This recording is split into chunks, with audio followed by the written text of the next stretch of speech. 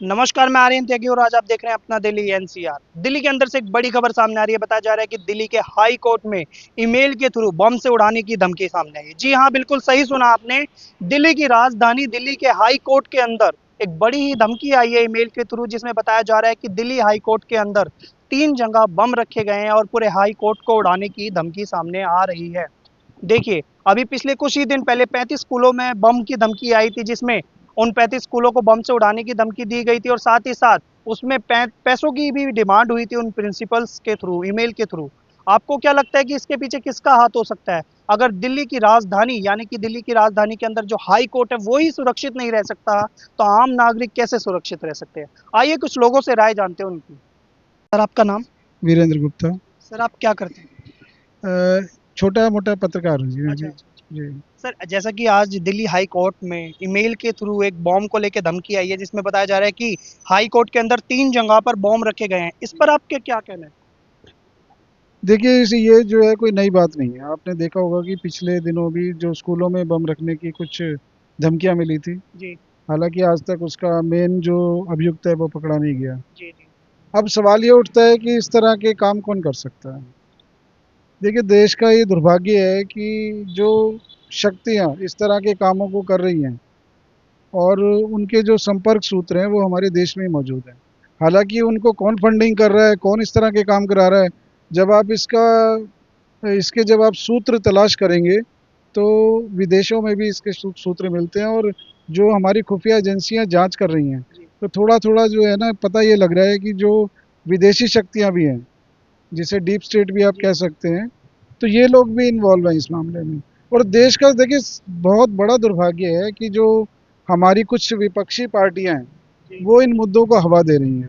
अब कोई अगर इस तरह का काम करता है जी। तो उससे इन पार्टियों का समर्थन मिलता है, जो देश के लिए बहुत बड़ा दुर्भाग्य है इसका। तो आपको क्या लगता है इसके पीछे कोई अपोजिशन पार्टी का भी हाथ हो सकता है, क्योंकि आज ही वाइस प्रेसिडेंट के तौर पर सीपी राधाकृष्णन ने शपथ ली है। देखिए मेन बात तो ये है कि जब से मोदी जी ने शपथ ली है जी 2014 के बाद से, तब से जो मुद्दों की तलाश है, अब मोदी जी को किस मुद्दे पे घेरा जाए ये इनके लिए बड़ा एक प्रश्न हो गया है। जी क्योंकि जी। ऐसे कोई मुद्दे बचे ही नहीं हैं जिसमें सरकार को घेरा जाए।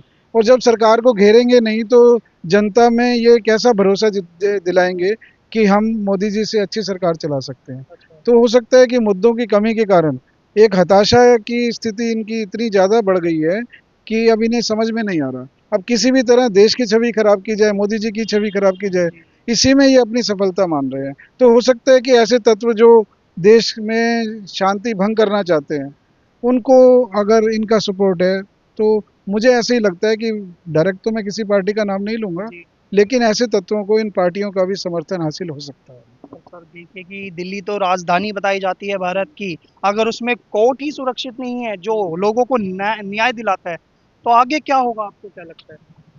देखिए कोर्ट भी सुरक्षित नहीं है। आपने देखा पीछे संसद पे भी तो हमला हुआ था, संसद भी सुरक्षित नहीं है। जी सुरक्षित है क्या?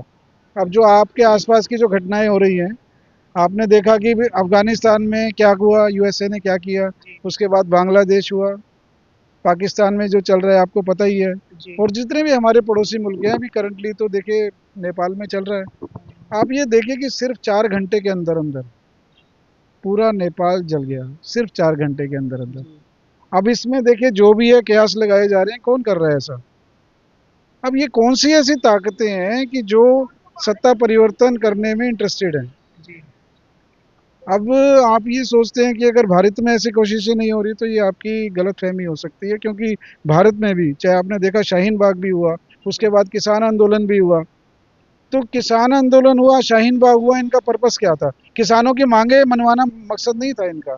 इनका मकसद सिर्फ यही था कि देश में अशांति पैदा की जाए, सरकार को अस्थिर किया जाए और अल्टीमेटली सरकार को बदला जाए। तो ता आपका क्या मानना है कि मतलब इसके पीछे भी कोई अपोजिशन या फिर किसी का हाथ हो सकता है? देखिए मैंने अब तो बार बार, मेरा देखिए इशारा करना ही काफ़ी है, मैं किसी का नाम नहीं लूंगा। जी जी क्योंकि जी। अगर मैं नाम लूंगा तो आपको भी पता है कितनी तरह की दिक्कत आ जी सकती है। तो आप इशारे को समझिए। कुछ विदेशी शक्तियों के इशारे पे हमारे देश के कुछ नेता लोग हैं, विपक्षी दल हैं, जी। वो इनके इशारे पे काम कर रहे हैं।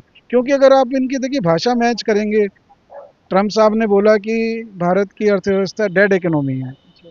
तो उसका समर्थन किसने किया? मैं नाम नहीं लूंगा, जी जी आप जी अपने आप समझ जाइए। जी। अब जो नेता हमारे जो देश के जो अच्छा सोच ही नहीं सकते विदेशी शक्तियाँ, उनकी बातों को ही दोहरा रहे हैं। जी। तो आप समझ जाइए कि कौन देश के साथ है और कौन देश के विनाश में इंटरेस्टेड है।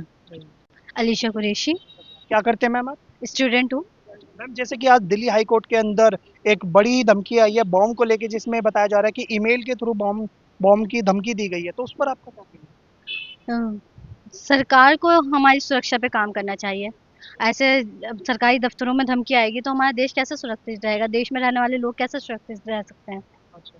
हुँ। और मैम अभी कुछ दिन पहले की 35 स्कूलों के अंदर भी बॉम्ब को लेके धमकी आई थी, आपको क्या लगता है ये कोई साजिश है या क्या है? ये जब भी इलेक्शन का टाइम आता है या अभी उपराष्ट्रपति ने शपथ ली है, तो इसी टाइम पे ऐसी चीज़ें होती हैं, हो सकता है ओपोज़िशन की कोई चाल हो। अच्छा, मतलब आपका मानना है कि कोई अपोजिशन भी ये सब कर सकता है क्योंकि आज उपराष्ट्रपति ने शपथ ली है। जी, जी। तो आपको क्या लगता है कि सरकार को इसकी सिक्योरिटी के लिए क्या कुछ करना चाहिए आगे कुछ आपके हिसाब से? सरकार को यही कि सिक्योरिटी पे ही काम करना चाहिए और स्कूल्स में कि भाई बिना किसी की वो चेकिंग के अलाउ नहीं करना चाहिए अंदर और हमारे बॉर्डर्स को हाई सिक्योरिटी में लाना चाहिए। दिल्ली के अंदर, दिल्ली के हाई कोर्ट के अंदर इतनी बड़ी धमकी आई है ईमेल के थ्रू कि दिल्ली को बॉम्ब से उड़ाने की धमकी बताई जा रही है। बताया जा रहा है कि दिल्ली हाई कोर्ट के अंदर 3 जगह बम की धमकी मिली है। तो आपको क्या लगता है इसके पीछे क्या रहेगा? देखिए, दिल्ली देश की राजधानी पर जब बात आती है तो बात पूरे देश पर उठती है। दिल्ली के हाई कोर्ट में जो बॉम्ब का थ्रेट आया है वो कहीं न कहीं प्रशासन पर जो है बहुत बड़ा सवाल खड़ा करती है, बहुत बड़ा प्रश्न चिन्ह खड़ा करती है कि हमारी जो प्रशासन है अगर उसमें राजधानी पर ही ऐसे सवाल उठने लगे तो फिर जो लोग हैं वो जाए कहाँ? जब देश की राजधानी पर हाई कोर्ट में बॉम्ब थ्रेट का जो ये जो लोगों को आता है कि हाई कोर्ट में मेल आया बॉम्ब लगाएँ, मेल आया है, तो अगर राजधानी में ऐसी चीज़ें हो रही हैं तो बाकी देश का हाल आप खुद सोच सकते हैं कि क्या हो रहा होगा। तो यहाँ प्रशासन पर सबसे पहला सवाल उठता है कि प्रशासन जो है वो सोई क्यों है? प्रशासन क्या किसी बड़े जो है चीज़ का बड़ा हंगामा होने का इंतज़ार कर रही है, उसके बाद प्रशासन काम करेगी? उसके बाद सवाल यहाँ ये भी उठता है कि सुरक्षा व्यवस्था कैसी है? दिल्ली जो है जो देश की राजधानी है, वहाँ पर ऐसी चीज़ें हो रही हैं तो वहाँ की सुरक्षा व्यवस्था पर आप सोच सकते हैं क्या हो रहा होगा। और मैम अभी कुछ दिन पहले 30 से 35 स्कूलों के अंदर बॉम्ब को लेके भी धमकी आई थी, उसमें तो पैसों की भी डिमांड हुई थी। आपको क्या लगता है आज जैसे उपराष्ट्रपति के चुनाव का जो शपथ ली है, तो क्या इसके पीछे कोई अपोजिशन या फिर कुछ? देखिए अपोजिशन या कुछ ये मैं नहीं बता सकती लेकिन बात यहाँ पर आती है कि पिछले कुछ स्कूलों में भी बॉम्ब थ्रेट आया, अभी हाई कोर्ट पर आ रहा है तो आप देखिए ना कि कैसी चीज़ें जो आगे बढ़ती जा रही। कल को तो ये सुप्रीम कोर्ट में डाल देंगे, प्रेसिडेंट हाउस में डाल देंगे, फिर लोग क्या करेंगे?